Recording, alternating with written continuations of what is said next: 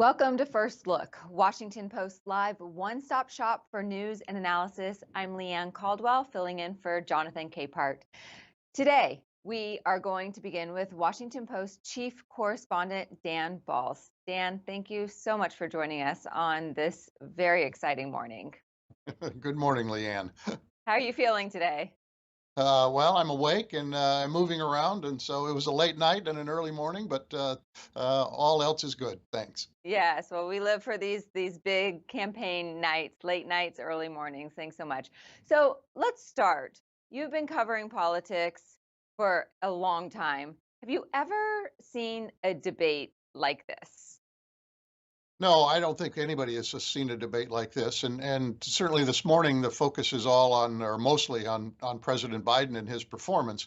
So many Democrats are frankly quite alarmed at what they saw in the president last night. One person sent me a message last night calling it a disaster. Some others are saying in an open way that they thought it was one of the worst performances they had seen. I mean, President Biden went into that debate with one overriding goal, which was to deal with the issue of whether he has the physical and mental fitness to serve a second term.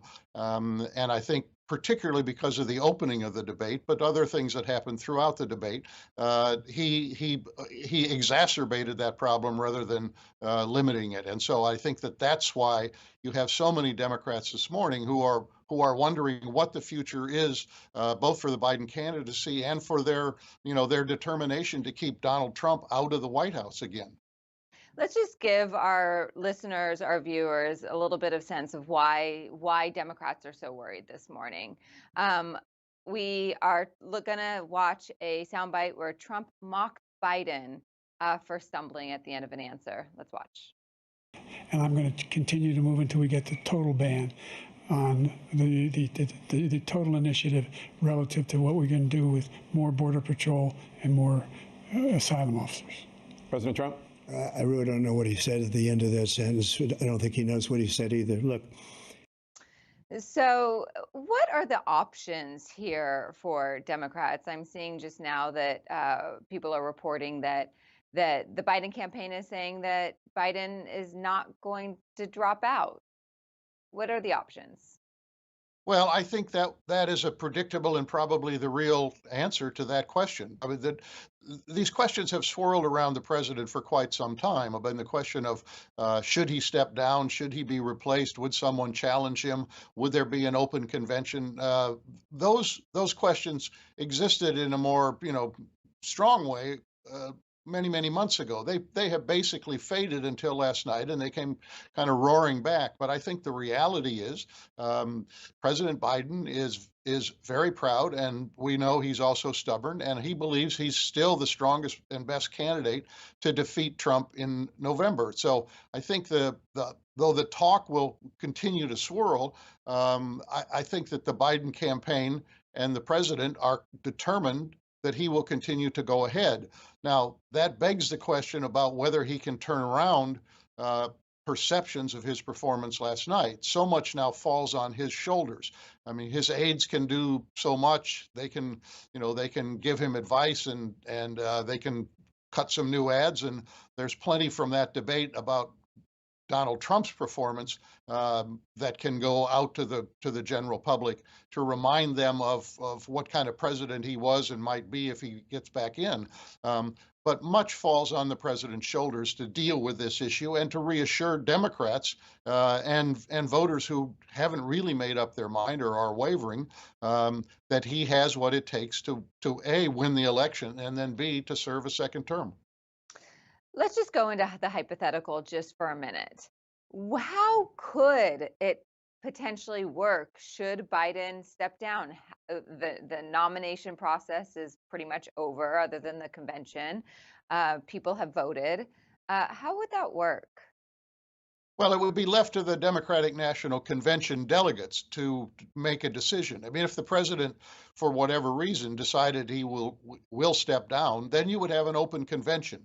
And between now and then, you would have any number of Democrats coming forward to offer themselves as an alternative to the current president. And then we would have we would have the first true open convention that we can ever imagine. But there are, there are serious potential risks in doing that. You end up with a potentially terrible fight at the convention. You end up with a party that is divided. You end up with a candidate who probably is very little known to the public at large, who has not been scrutinized, who has not been fully vetted in the way that somebody who goes through the process of winning a nomination is vetted. So there are a lot of risks in going down that route. It seems simple for people to say, well, he should just step down and somebody else can step in. It's not that easy. Mm. There were some strong moments last night by President Biden. One of those is when he was talking about January 6th and Trump's legal problems. It's interesting because last week I was speaking to Philippe Reines, who played Donald Trump in debate prep for Hillary Clinton in 2016. And he predicted that Biden will be strong on this issue of democracy in January 6th because he truly believes it. Let's play a clip, and then I'm going to ask you a question on the other end. The only person on this stage is a convicted felon is the man I'm looking at right now. And the fact of the matter is, what he's telling you is simply not true. The fact is that there was no effort on his part to stop what was going on up in Capitol Hill. And all those people, every one of those who were convicted, deserves to be convicted. The idea that they didn't kill somebody, just went in and broke down doors, broke the windows, occupied offices, turned over desks, turned them over statues. The idea that those people are patriots? Come on. Are you surprised that that didn't play a bigger role in the debate last night? Well, yes, because I think that we know that the president believes that the issue of the future of democracy is central to this campaign, and I think that they will come back to that and come back to that and come back to that. We haven't talked a lot about Trump's performance last night. He lied his way through most of that debate. I mean, most of what he had to say was simply not true or not or way distorted. And that's something that alarms Democrats in part because they are fearful, and not just Democrats, many people are fearful about a second Trump administration. And he did nothing in that debate last night to lessen those concerns. And so I think it's almost a guarantee that President Biden and his team will come back to that issue. They need this election to be a choice and not a referendum. But because of what happened last night, the focus is now back on President Biden rather than more on President Trump or kind of equally on the two of them. You're absolutely right. Trump's performance overshadowed the misrepresentations, the lies of Donald Trump last night. Is this something, though, that people just kind of have now normalized about Donald Trump? When you read polling so in depth, could this actually hurt Donald Trump? The fact that he again misrepresented and lied so much last night on that stage. Well, it could, but it depends on how the campaign unfolds from here. I mean, that's part of what the next 4 months will tell us. You're right. People have become somewhat callous to some of, the former president's behavior and views and the things that he would want to do in a second term, which have been laid out there in pretty clear and stark terms. So yes, it is a potential and an important issue in the campaign. But President Biden and the campaign will have to make that argument and make it consistently and convince people that is the dominant and overriding issue. Right now, they have not really been able to do that. What are you looking for from in the next phase of this campaign? The first debate is over. What are you watching? Well, we have a number of big events ahead. I mean, the Supreme Court's going to rule imminently on the issue of whether President Trump, former President Trump, has absolute immunity from prosecution, as he has claimed. Uh, Trump will be sentenced in the hush money case on July 11th, just ahead of the Republican convention. You'll then have the Republican convention. He has to pick a vice president. You will then have the Democratic convention. There is a lot of activity that's going to take place. But I think in the immediate days, the focus will be on President Biden more than on President Trump, in part because Democrats are going to want to be reassured that whatever they saw on the stage last night was more of an aberration than reality. And so how they do that, I don't know. I mean, we remember that President Obama had a very bad debate in 2012. He wasn't convinced when he came off the stage that it was a bad debate. He had to be persuaded by his own advisors, and one of them said, look at the tape of it, and he did, and he said, now I get it. I understand what happened, and I'm determined that it won't happen again. He had a very quick opportunity to recover. There was a second debate looming in a number of days.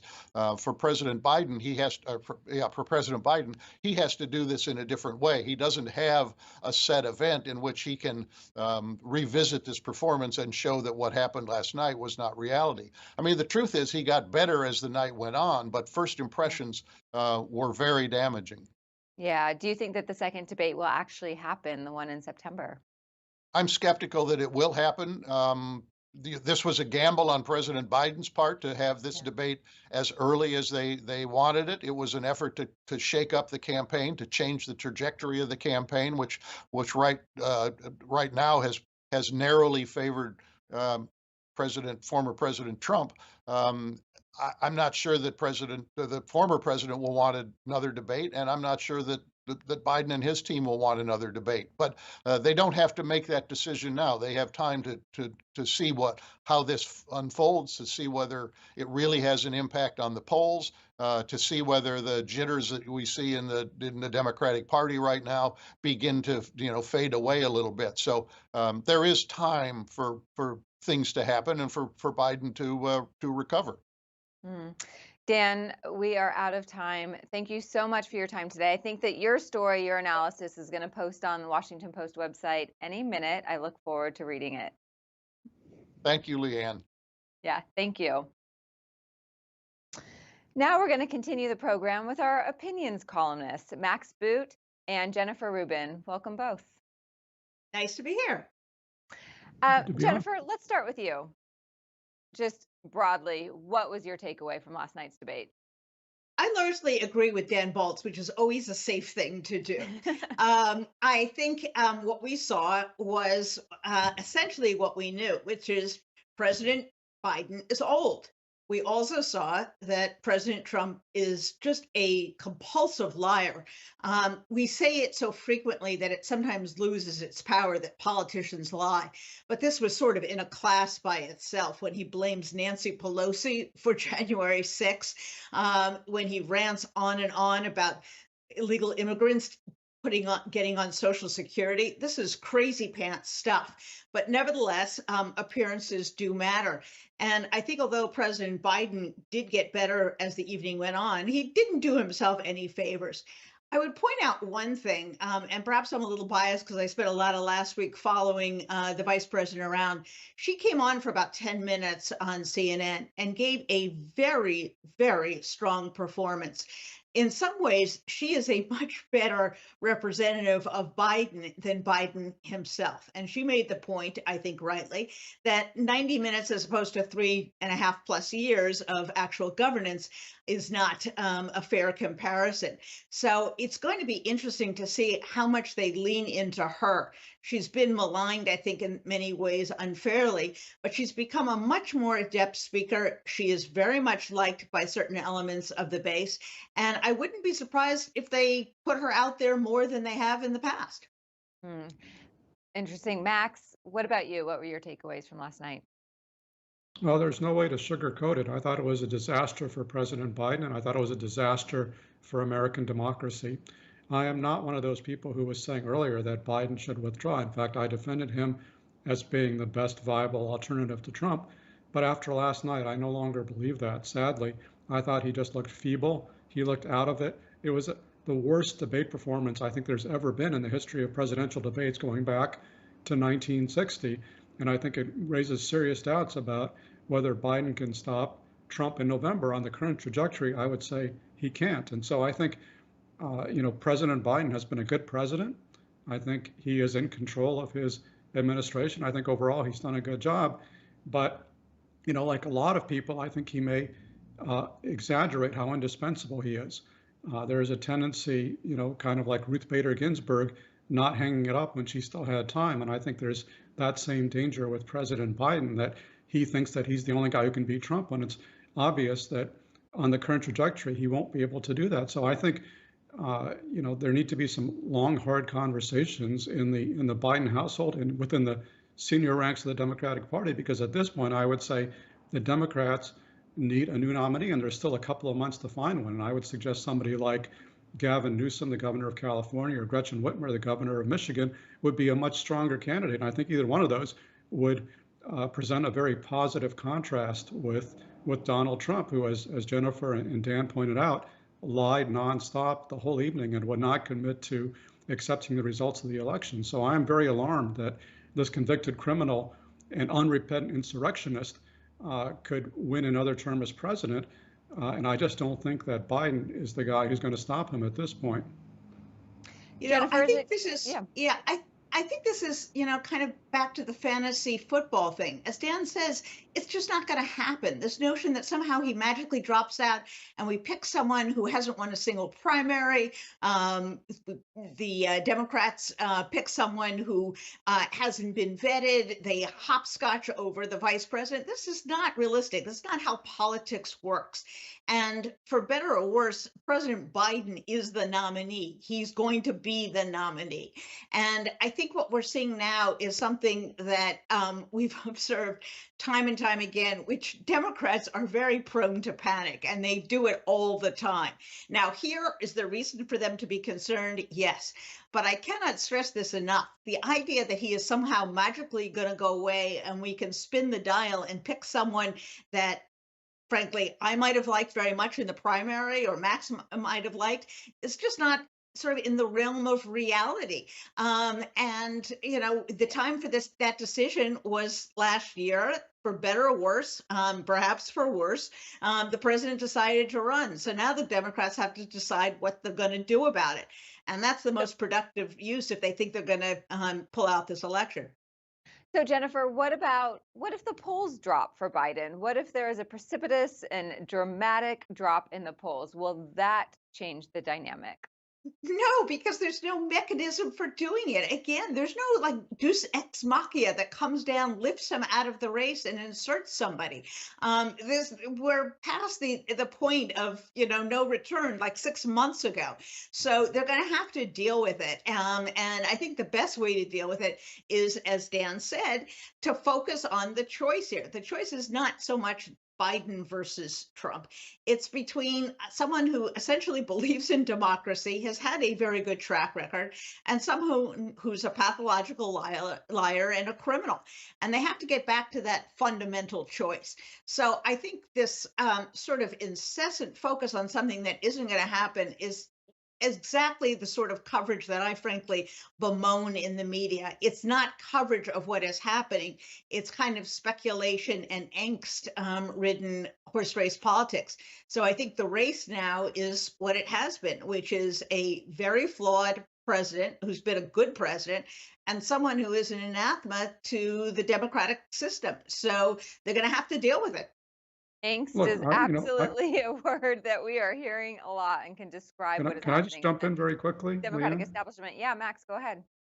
I mean, believe me, I share Jennifer's alarm about the prospect of Donald Trump winning another term.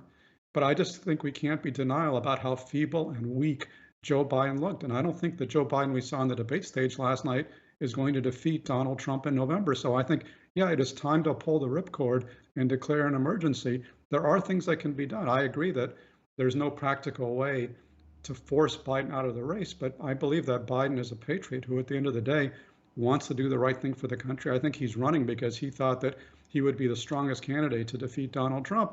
And after last night, there are not a lot of people who think that's the case anymore. And so I think, if he looks in the mirror, has a serious conversation with Joe Biden, if he talks with President Obama, President Clinton, Senator Schumer, and other Democratic Party leaders, I think Biden himself could reach the conclusion that he would best serve the republic that he has served for most of his life by stepping aside and opening the convention and allowing a stronger candidate to emerge. And, I would not have said that before last night, but right now I don't think we can be in denial about what's happening in the dire situation Democrats find themselves in 4 months before you could see an aspiring dictator elected president of the United States.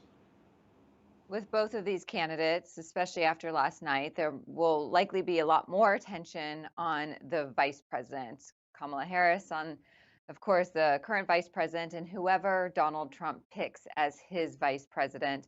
Max, I'm going to start with you on this question. Who do you think Trump is going to pick, and who do you think would be his best option? I think it almost doesn't matter because generally vice presidents don't matter. And, he's going to want somebody who's not going to upstage him. I would say, the governor of North Dakota is probably a good bet. He wants somebody who will basically be loyal and kind of looks the part, and Burgum looks the part, and he's given every indication that he will be loyal. But, again, I wouldn't waste, expend too much mental energy thinking about whether it's going to be Burgum or J.D. Vance or Marco Rubio. I mean, at the end of the day, unfortunately, Donald Trump will be calling the shots in his own administration. I think it mainly matters going forward for 2028 and beyond, because obviously if Trump, God help us, wins the presidency this time around, his vice president will be in a strong position to claim the Republican nomination. And so I would hope it would be somebody who was more of a traditional Republican, i.e. somebody more like Marco Rubio than J.D. Vance. But, my hopes and my feelings about the job are certainly not going to determine what Donald Trump wants, because he doesn't care about the future of the country. He only cares about, the future, his own future. And so he's not going to make necessarily the choice that's best for America. Jennifer, you wrote a column about this just yesterday, I believe it was, about how Trump's top picks are dangerous. Explain. Well, I think the best analogy is Sarah Palin. Because they're men, because they're white men, they seem to get a pass as if, okay, these are acceptable candidates. But what's the difference between Doug Burgum, and Sarah Palin? They were both governors of very rural, very unrepresentative states with big oil concerns, with zero foreign policy experience, who had never been on the national stage. She was a disaster, and Burgum is going to essentially get a pass because that's kind of the deference that is shown to many white males. J.D. Vance is a conspiracy nut, whether it's Putin or the election or just about anything else, or insisting that women stay with their abusive husbands. All of these people are terrible. Now, will it make a difference? Probably not, because the focus will be on the top of the ticket. But I think it behooves, again, the media, the political class, to treat these people with the same kind of scrutiny that a Sarah Palin got, because frankly, they're very comparable. They are completely unqualified, unaccomplished people. And in the case of J.D. Vance, he's really kind of way out there on the wacky scale. I want to turn a little bit to foreign policy. Max, this is your area of expertise. Just sticking to the debate, though, was there anything you heard that was new or concerning or interesting last night in regards to foreign policy, or did they not talk about it enough? It came up a little. Trump basically doubled down on his neo-isolationism, talking about how Ukraine couldn't win. He basically did not lay out a positive foreign policy agenda. Instead, he did what I've written about just a few weeks ago, which was kind of engage in time machine politics, claiming that, he would have gone back and solved every crisis in the world. Israel would have never been attacked. Ukraine would have never been attacked. Nothing bad would have happened if I, Donald J. Trump, had been president, which, to believe that requires complete removal from reality, because in fact, of course, Russia was attacking Ukraine during the Trump presidency. There was nonstop fighting in the Donbass region of eastern Ukraine. Of course, Hamas was attacking Israel during the Trump presidency. Hamas was rocketing Israel and building the tunnels that it, developed into a formidable fortress network. And so, Trump did not lay out any positive vision beyond speaking positively about his buddies Kim Jong-un and Vladimir Putin and other dictators and claiming that they love him so much that they would behave as a favor to him, which makes no sense. But the problem, and I thought that this was one of the areas where Biden scored a few good points, pointing out that if Putin wins in Ukraine, that the frontline NATO states are going to be next, and the fact that Putin is no doubt encouraged by the fact that Trump said that he'll let Putin do whatever the hell he wants with NATO. But again, I think all these things got overshadowed in the optics of the debate, where the big story was how feeble Biden looked.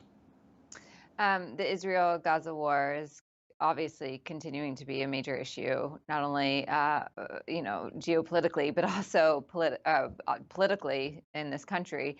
But Max, last week you wrote, "I've never seen Israelis as gloomy as they are now." Can you explain what you meant by that? Yeah, I was in Israel for a week, and it was just a very depressing experience because I didn't hear a lot of people saying that they're very confident about Israel's future. They realize that they are mired in this war in Gaza without an obvious end state, and Prime Minister Netanyahu will not lay out a vision for what happens post Hamas in Gaza. Now they're facing the prospect of another war against Hezbollah, which has been steadily rocketing and shelling northern Israel since October 7th. And I think everybody in Israel is very sobered up by that, realizing that Hezbollah is actually much more powerful militarily than Hamas. They have something like 150,000 rockets targeted on Israel. When I was there, the director of the Israeli power grid warned that Hassan Nasrallah, the leader of Hezbollah, could turn off the electricity in Israel anytime he wanted. And of course, beyond Hezbollah and Hamas, there looms Iran, which only a few months ago attacked Israel for the first time directly. There is Syria, which is full of Iranian proxies. It's a very dangerous situation, and Israel is also deeply divided at home. We just had a ruling from the Israeli Supreme Court saying that the ultra-Orthodox should not be exempt from military service, and I heard a lot of people talking about that because this is the biggest reserve call-up in Israeli history, and the reservists who have to keep going into the service are very bitter about the fact that there's 1.2 million ultra-Orthodox who are entirely exempt from service. Yeah. There are, of course, the ongoing divisions between left and right. I mean, Israel is just a very divided country, and there's a deep sense of pessimism, I found, which is very concerning. Jennifer, how has the Biden administration, how effectively have they dealt with this very difficult situation, and what could they do differently? Well, I think there's a misconception that somehow there is a magical solution. I don't know that there is. When the two parties at this point are locked in this death struggle, there are very few things that the American president can actually do. We tend to imagine that somehow there's a magic button that Biden can press that will make Israel do certain things, and then simply Hamas will go along. But the problem is that, of course, he laid out a peace process, a ceasefire process. Reluctantly, but nevertheless, the Israeli government did agree. And Hamas says, no, forget it. We want more people to die because that helps our cause. And so I think the best we can do is help to manage this crisis by keeping pressure on Hamas, by insisting that as we have said over and over again, it is a war crime to continue to hold these hostages. It's a war crime to put the hostages in civilian populations. It's a war crime to use hostages as a shield, and continue to press Israel to open up more humanitarian aid, and to be open to some kind of process. I would underscore something that Max said. We tend to impose our own political scale in Israel, but it's not so much right and left there. The biggest danger to Netanyahu right now is that the religious parties will break off because of this ruling. He has them because he has catered to the ultra-Orthodox in Israel and essentially given them much of whatever they've wanted. If they now say, well, we're losing the one of the most important items we had, which is protection from the draft, that may do more damage to him than all of the protesters in the street of Tel Aviv and of Jerusalem. And that may cause him more angst than anything else. It's interesting. He's coming to Washington to give a speech, Yeah. and it's going to be a very interesting episode. Does he badmouth the president of the United States, who has been essentially giving him most of what he wants? Does he try to present himself as a statesman, or does he give a speech that's essentially for his own domestic consumption, which is all fire and brimstone, and we're going to eliminate Hamas to the very last fighter? So that's going to be a very interesting foreign policy and domestic episode later in the summer. Yep, that is coming up next month, the week after the Republican National Convention. We are out of time. Max Boot, Jennifer Rubin, thank you so much for joining us today. Really appreciate it. Thank you. Thanks. And thank all of you for watching. For more of these important conversations, sign up for our Washington Post subscription. Get a free trial by visiting washingtonpost.com/live. I'm Leanne Caldwell. Thanks so much for joining us.